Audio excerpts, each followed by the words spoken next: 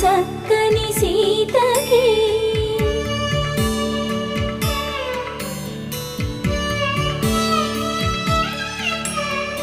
ఎర్ర జాబిలి చేయి రాముడేడని అడుగుతుంటే